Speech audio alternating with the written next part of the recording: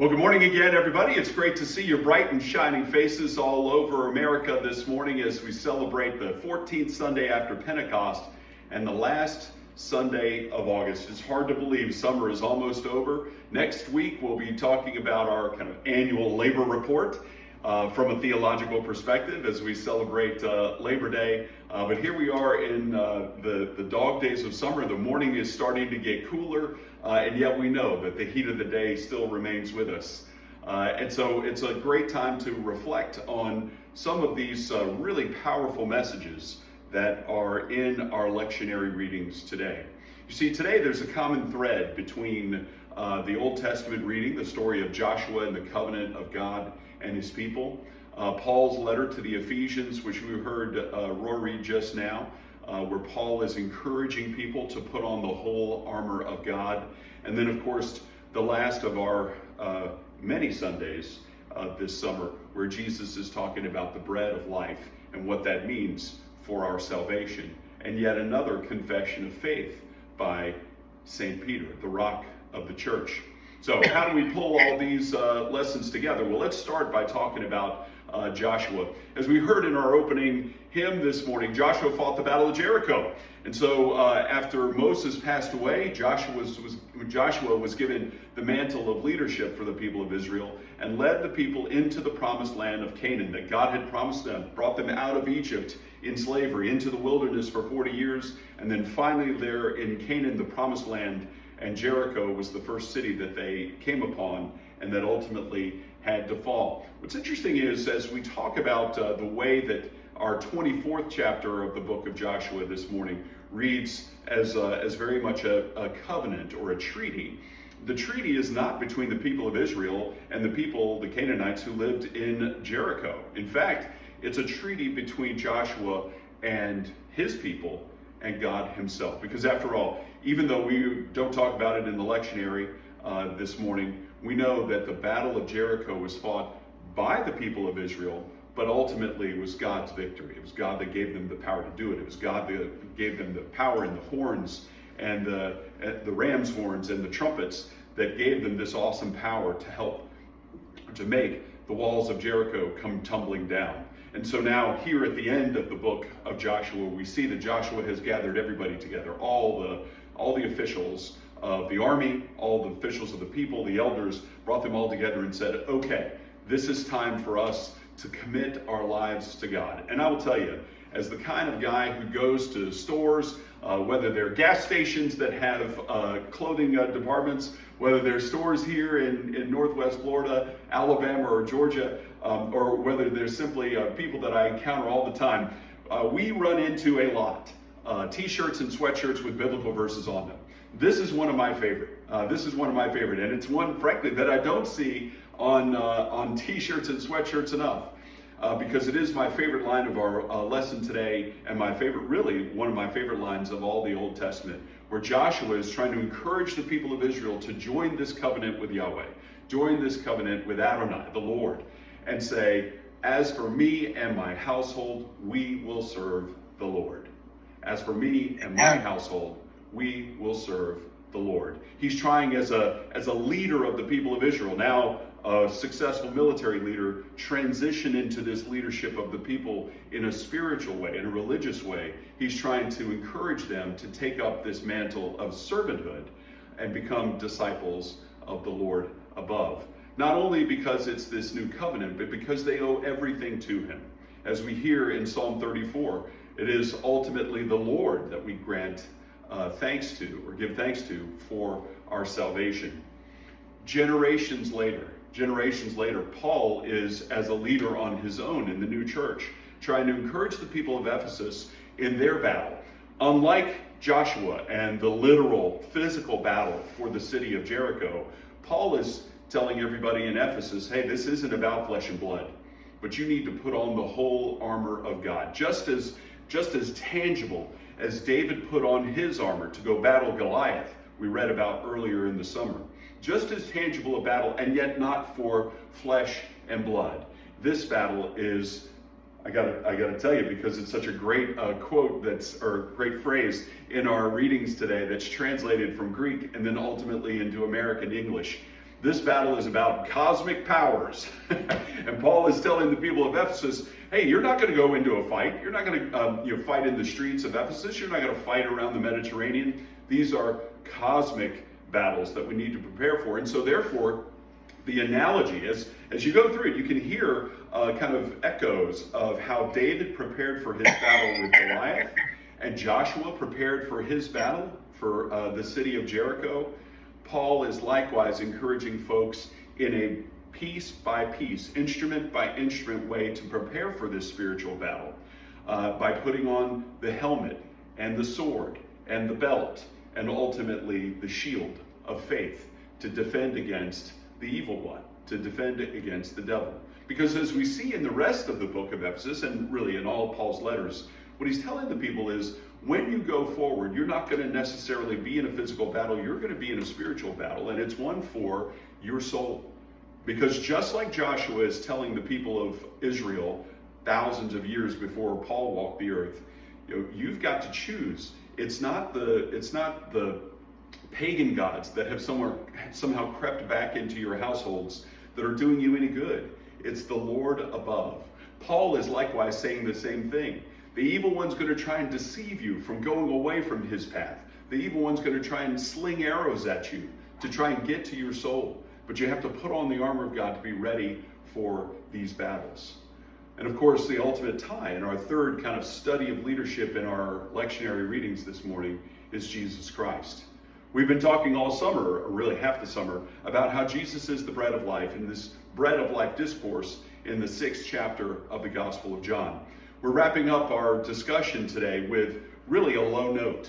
We started off this discussion with the chorus, the folk chorus from Notre Dame, and these happy young people singing about Jesus being the bread of life, and he will raise us up on the last day.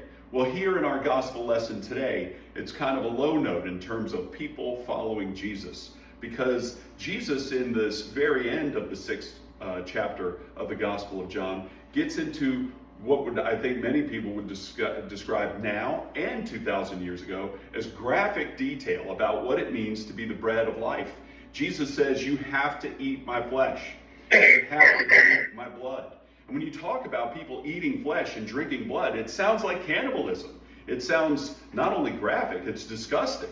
And we see in our gospel lesson today, in the 6th chapter of John, that people hear this message and the disciples struggle with this. Can't you just see the sons of thunder, James and John, looking at each other like, what is he talking about? Or the brothers, Peter and Andrew, scratching their heads. How are we going to keep our group together when Jesus is talking about what we think is not only disgusting and not only inappropriate, this isn't even something the Romans do, and they're filthy pagans.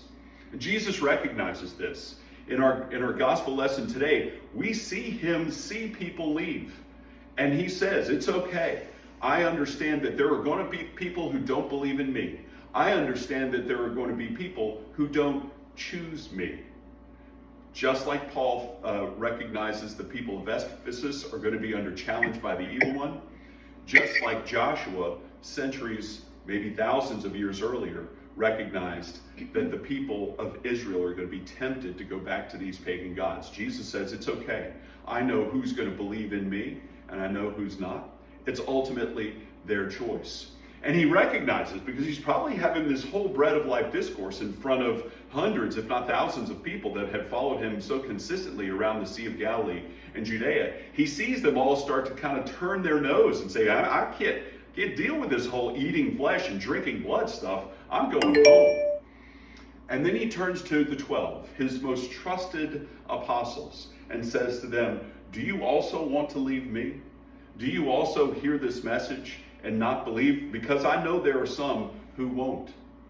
And Peter, as he always does, Peter's the first to step up and exclaim, Lord, to whom can we go? We believe in you. You are the Holy One of God. And so once again, we talked earlier this summer about the confession of St. Peter, about how he's the first of the 12, although they all ultimately believe, but he was the first of the 12 to say, you are the Messiah, you are the chosen one. And so here again, we have another confession of St. Peter. But this time, it's not so much, hey, I'm going to be the first to step up and proclaim you as the Messiah. Now it's like, Peter's the last one standing. I mean, the 12 are still there, but as people, you can just kind of envision this scene where people are heading home and leaving Jesus after hearing this really difficult message. Peter says, I'm still the rock. I'm still the one that's going to testify for you. I'm still recognizing you as the Holy One of God. And ultimately, he doesn't say it this way, but ultimately he says he says the same kind of message that Joshua does in our Old Testament lesson. As for me and my household, Peter's saying, as for me and the 11 of us remaining, we will serve you. So these are high-minded theological concepts, challenges in leadership, where Joshua sees his people start to kind of break off and worship the pagan gods. Paul recognizes the people of Ephesus are under challenges that they probably don't understand because of the nature of the deceiver, the evil one. And Jesus has literally got people deserting his army of followers. And yet we understand that the strains on these leadership are ultimately successfully won. They are successfully met because of the power of the Lord. And that's why that Psalm 34 is so important today. You may recognize at the end of our Psalm lesson today, there is a kind of a reference, a notion that in the Psalm we talk about how Jesus is the one who is going to bring salvation. Y'all may remember in the story of the Passion when Jesus is crucified and ultimately the Romans determine his death by piercing him in the side, and water comes out of his body. One of the Gospels said this is in reference to the fact that the Scriptures prophesy, the Scriptures foretell that his bones will not be broken. That's where this comes from in our psalm today, where Jesus is the one who brings salvation, and ultimately he's the one that we follow into the heavenly kingdom. So Jesus and Joshua are inherently connected. Joshua in Hebrew means Yahweh saves. And ultimately, Jesus, of course, is the source of our salvation. So as we look at this study in leadership and this study in theology this morning, I think as we round out the month of August and head into the fall of 2024, we got to ask, okay, well, what does all this mean for us?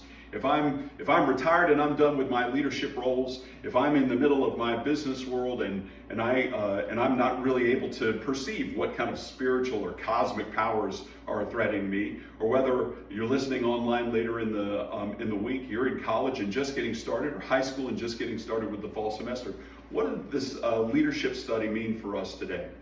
And I think the most important thing that we hear, especially in this discussion between Joshua, where he talks about him and his household serving the Lord, and Paul telling the people of Ephesus to put on the whole armor of God, is that every day you will face challenges that are coming to you from a lot of different directions. And they may be some that you don't understand where or why they're happening, but ultimately they're going to happen. And the best way to prepare for that is to commit to serving the Lord and understand that by that commitment to service, by that commitment to gratitude and ultimately worship, you are putting on the armor of God.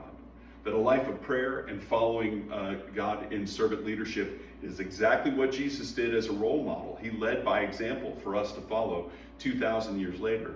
That this servant leadership that he exhibited, where we can follow him, is exactly how we prepare for this spiritual battle.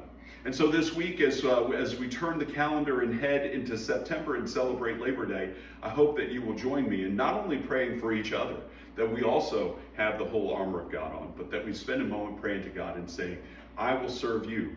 As for me and my household, I will serve you, and I will put on the whole armor that you have given us in your glory. Amen.